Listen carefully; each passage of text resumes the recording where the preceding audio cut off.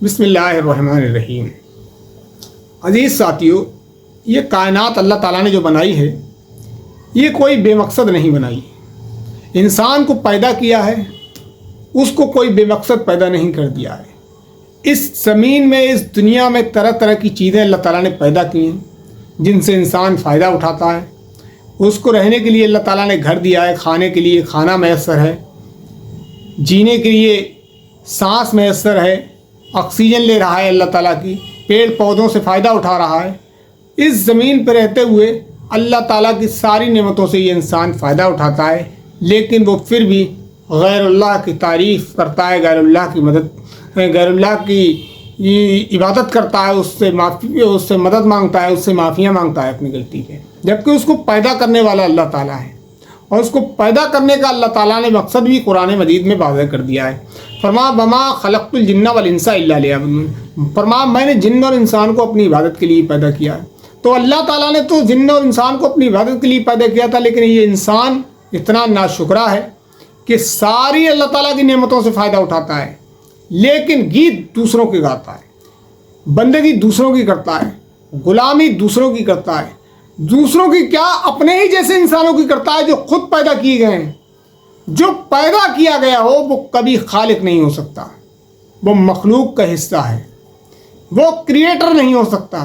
جو کریٹ کیا گیا ہو وہ کریٹر نہیں ہو سکتا، جو بنایا گیا ہو وہ کبھی بنانے والا نہیں ہو سکتا۔ تو انسان کی یہ بدبختی ہے، اس کی بے وقوفی ہے کہ وہ اپنے ہی جیسے انسانوں کی پوجا کرتا ہے، اپنے ہی جیسے انسانوں کی غلامی کرتا ہے، اسی کی بندگی کرتا ہے۔ اللہ کے نبی صلی اللہ علیہ وسلم فرمایا تمام شرکوں میں سب سے بڑا شرک جو چھپا ہوا شرک ہے وہ انسان کے اپنے اندر نفس، جس کی وہ غلامی کرتا ہے۔ ضمیر ہمیشہ ملامت کرتا ہے کہ انسان تو کدھر بھٹک رہا ہے، تیرا بنانے والا تو اللہ تعالیٰ ہے، تجھے یہ روزی اللہ تعالیٰ دیتا ہے، تجھے پیدا کرنے والا اللہ تعالیٰ ہے، پھر تو اس شیطان کی کیوں بندگی کرتا ہے؟ یہ تو تیرا کھلا ہوا دشمن ہے۔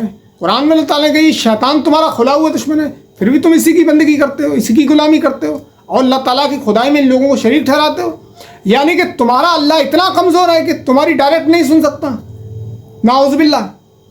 اللہ تعالیٰ تو بصیر ہے، نذیر ہے، وہ سب کو سنتا ہے، جانتا ہے، طاقتور ہے۔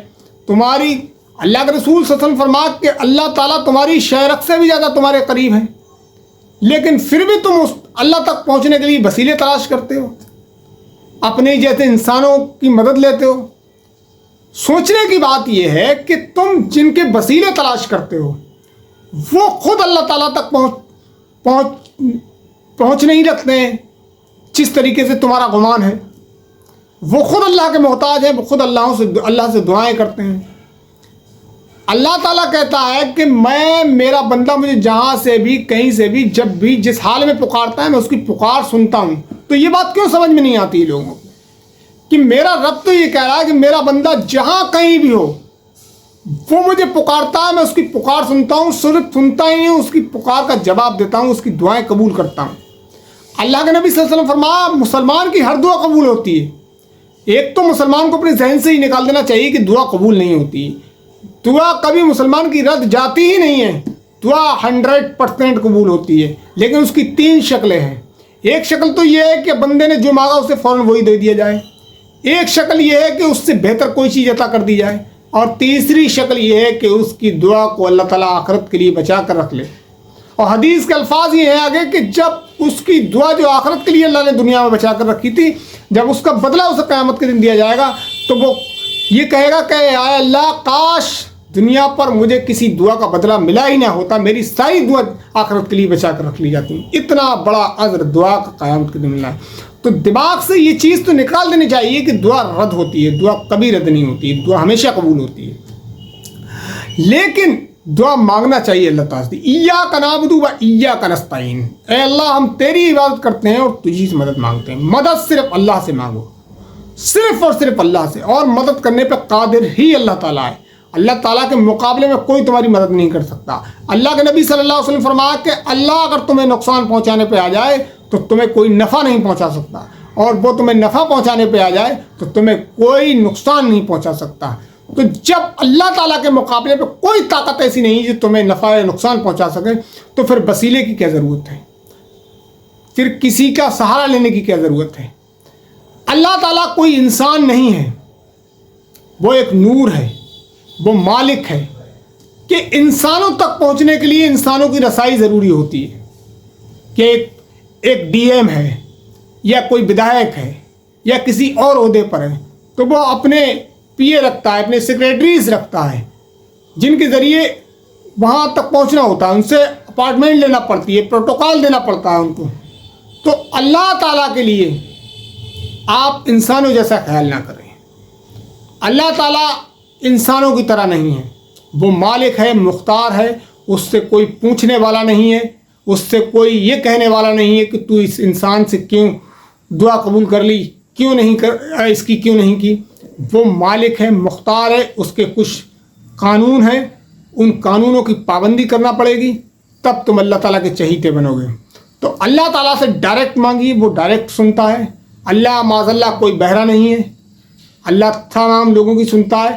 کوئی اللہ کو اپنے دل میں یاد کرتا ہے تو اللہ تعالیٰ اس کی سن رہا ہے، کوئی زبان سے اللہ کو یاد کر رہا ہے تو سن رہا ہے، کوئی ہاتھ اٹھا کر اللہ سے مانگ رہا ہے تو اللہ تعالیٰ اس کی سن رہا ہے۔ تو ہمیشہ اللہ تعالیٰ کو یاد رکھیے، اللہ تعالیٰ سے ہی دعائیں مانگیے، اللہ تعالیٰ ہی کی عبادت کیجیے، کیونکہ اللہ تعالیٰ نے تمہیں ایک مقصد کے تحت پیدا کیا ہے، اور یہ اللہ تعالیٰ کی رحیمی ہے وہ کہ وہ تمہیں تمہارے گناہوں پہ پکڑتا نہیں ہے، تمہیں موقع دیتا رہتا ہے۔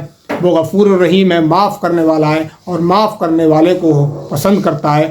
تو اللہ تعالیٰ سے مانگیے، اسی کی عبادت کیجیے، اسی کی بندگی کیجیے، اسی کی غلامی کیجیے، اور کسی کی نہ تو غلامی کیجیے، نہ کسی کی بندگی کیجیے، نہ کسی کی عبادت کیجیے سوائے اللہ تعالیٰ کی، کیونکہ اللہ ہی مالک ہے، وہی خالق ہے، وہی حاکم ہے، وہی رازق ہے، سب کچھ اسی کا ہے۔ مالک کائنات وہ ہے، اس کائنات پر وہ حی و قیوم ہے، ہمیشہ سے ہے اور ہمیشہ رہے گا، اور ہمیشہ زندہ رہنے والا ہے۔ وہ کسی کا محتاج نہیں، سب اس کے محتاج ہیں۔ تو اللہ سے دعائیں کیجیے، اللہ سے دعائیں مانگنے کے لیے کسی کی کوئی ضرورت نہیں، ڈائریکٹ مانگیے۔